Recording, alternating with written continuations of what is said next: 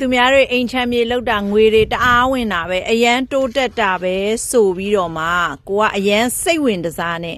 မတိတဲ့အလုပ်ကိုသွားလုပ်တာပေါ့နော်မတိတဲ့အလုပ်ကိုမရှိတဲ့ငွေနဲ့သွားလုပ်တာတချို့ကအရန်စိတ်ဝင်စားတယ်ငွေကိုမှမရှိဘူးချီးငားပြီးလုပ်တယ်မတိတဲ့အလုပ်ကိုမရှိတဲ့ငွေနဲ့သွားလုပ်တဲ့အချိန်မှာမှားကုန်ကြတာပါ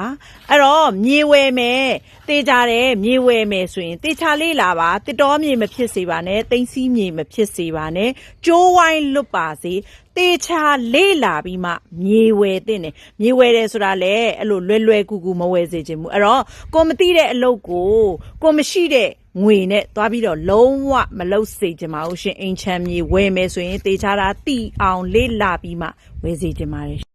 မတိတာကိုလည်းတိအောင်လုပ်ပြီးတော့မရှိတဲ့အရာကိုလည်းရှိအောင်လုပ်ပါငွေချီးပြီးမှတော့သွားမဝယ်စေချင်ပါဘူးရှင်လွယ်တယ်ဆိုရင်ခွန်